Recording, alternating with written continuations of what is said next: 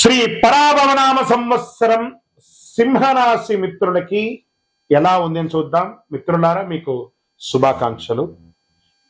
మఖా నక్షత్రం, పూర్వ పల్గుని, పుబ్బా నక్షత్రం, ఉత్తరా నక్షత్రం పల్గుని వారికి మొదటి పాదానికి సంబంధించిన మీరు సింహరాశి వారికి అప్పటికెడుతున్నారు.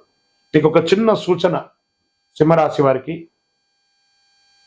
అష్టమ శని నడుస్తుంది. నాలిక మీదే శని ఉంది. కాస్త మీరు ఒక మెట్టు తగ్గి ఉంటే బాగుంటుంది. మిగతా గ్రహాలు అనుకూలంగా ఉన్న శని నాలిక మీద కూర్చుంటున్నాడు, కొంచెం ఇబ్బంది పెడుతున్నాడు, జాగ్రత్త. అందులోనూ మొన్నటి గ్రహణం 3వ తారీఖున జరిగినటువంటి యొక్క గ్రహణం ఉబ్బా నక్షత్రం మీదే వచ్చింది. కాబట్టి కొంచెం ఈ సంవత్సరం జాగ్రత్తగా, అందులోనూ మొదటి 90 రోజులు జాగ్రత్తగా ఉండాలని చెప్పడం జరిగింది. ఓకే, పరావరణ సంవత్సరం సింహరాశి వారికి పట్టుదల, నాయకత్వం, కీర్తి తీసుకొచ్చే సంవత్సరం. కొన్ని సవాళ్ళు వచ్చినా ధైర్యంగా ఎదురు చూసుకుంటారు. పోస్ట్ ఆగస్టు మీకు చాలా బాగుంటుందని కూడా చెప్పచ్చు. ఇంకా శని భగవానుడు ఈ సంవత్సరం శని మీనరాశిలో 8వ స్థానంలో, అందుకే అష్టమ శని అని చెప్పి చెప్పబడింది, సంచరిస్తున్నారు.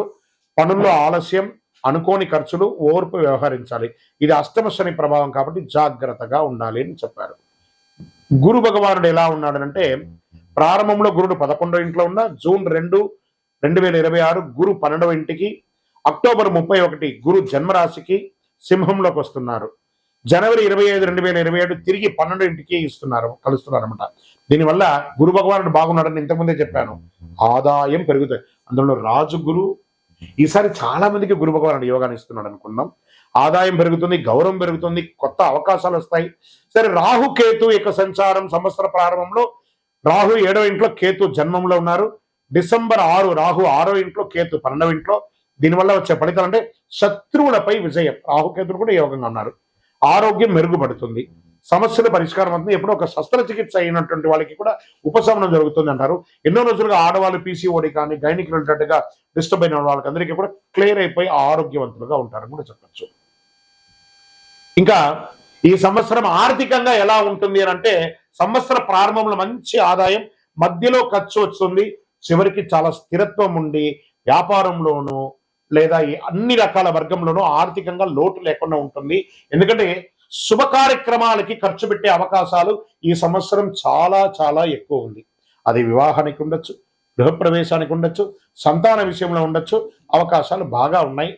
వ్యాపారం కూడా అద్భుతంగా జరుగుతుంది.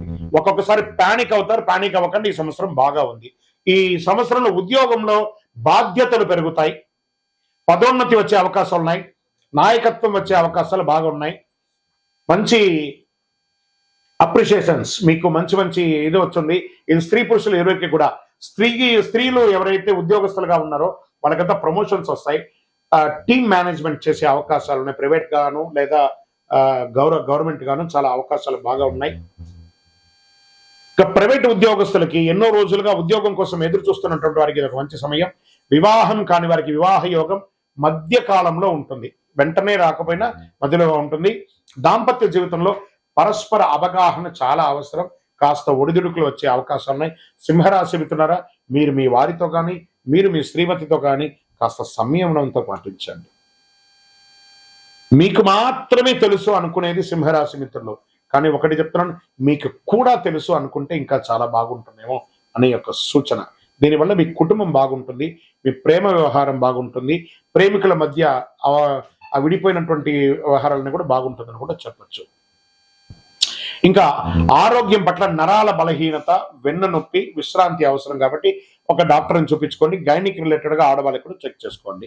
ఇంకా వ్యవసాయదారులకి ఇది ఒక అద్భుతమైనటువంటి సమయం అని కూడా చెప్పచ్చు. ఇక్కడ సర్వీస్ సెక్టార్ లో ఉన్న వాళ్ళకి డాక్టర్స్, ఇంజనీర్స్ అని కూడా చెప్పచ్చు.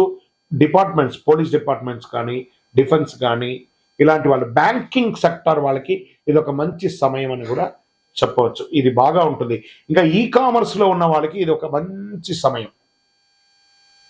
ఈ సమయంలోనే ఎక్కువ తిరుగుతూ ఉంటారు కాబట్టి వాహనం నడిపేటప్పుడు జాగ్రత్తగా ఉండాలి. ఇంకా ప్రయాణాలు, ఆధ్యాత్మికమైనటువంటి యాత్రలు చేసే అవకాశాలు ఉన్నాయి, వృత్తిపరమైనటువంటి యాత్రలు చేసేటవి ఉన్నాయి. ఆ సమయాల్లో మీ యొక్క విలువైనటువంటి వస్తువులు జాగ్రత్త, అది మిస్ప్లేస్ అవ్వకుండా చూసుకోండి. తర్వాత మీ యూజర్ నేమ్స్, పాస్వర్డ్స్, మీ యొక్క ఏటీఎం పిన్ నంబర్స్, మీ డాక్యుమెంట్స్ ఇవన్నీ కూడా ఈ సంవత్సరం జాగ్రత్తగా ఉండాలి. ఒకటి మిస్ప్లేస్ అవ్వడం, లేదా మిస్ అవ్వడం, దీని మీద లీగల్ యాక్షన్స్ కూడా తీసుకునే అవకాశాలు ఉంటాయి. కాస్త జాగ్రత్త పడండి. మీ పైన ఉన్నటువంటి లీగల్ కేసెస్ ఏమైనా ఉంటే మిశ్రమంగా ఉంది, అటు గెలుపు లేదు ఇటు ఓటమి లేదు, అలా లాగుతూ ఉంటుంది. నక్షత్ర ప్రకారంగా ఏ నక్షత్రం వారికి సింహరాశిలో ఎలా ఉంటారనేది కూడా చూద్దాము. మఖా నక్షత్రం గౌరవం పెరుగుతుంది, ఉద్యోగంలో పురోగతి, నాయకత్వ లక్షణం. ఇందులో రాజకీయ నాయకులు ఎవరైనా ఉంటే కూడా చాలా అద్భుతంగా ఉంటారని చెప్పచ్చు. పుబ్బా నక్షత్రం పూర్వ పల్గుని, ధనలాభం, కుటుంబంలో సంతోషం, శుభ కార్యక్రమాలు పెరిగే అవకాశాలు ఉన్నాయి. ఉత్తరా పల్గుని నక్షత్రం మొదటి పాదంలో ఉన్న వాళ్ళకి కొత్త అవకాశాలు, పదవి ప్రభావం పెరుగుతుంది, సమాజంలో పెరిగే వారికి కొంచెం అనుకూలమైనటువంటి ఫలితాలు పొందే అవకాశం ఉన్నాయి. అదృష్ట సంఖ్య ఈ సంవత్సరం ఏదైనా ఉందంటే 1, 3, 9. అదృష్టమైనటువంటి రోజులు ఆదివారం, మంగళవారం. అదృష్ట రంగులు కేసరి మరియు బంగారు రంగం వారు. ఈ సంవత్సరం పరిహారం ఏమైనా ఉందంటే ఆదివారం రోజు సూర్యారాధన చేయాలి. బాగా గుర్తుపెట్టుకోండి, ఆరోగ్యానికి సంబంధించినటువంటి భాస్కరుని ప్రార్థించాలి. ఆదిత్య హృదయం ప్రార్థన చేయండి. సూర్యుడికి అర్ఘ్యం నీళ్లు వదలండి, తులసికి నీళ్లు వేయండి, ఎర్రని పుష్పంతో అర్చన చెయ్యండి, గో పూజ చేయండి, గోవులకి ఆకుకూరలు పండ్లు ఇవన్నీ కూడా పెట్టండి.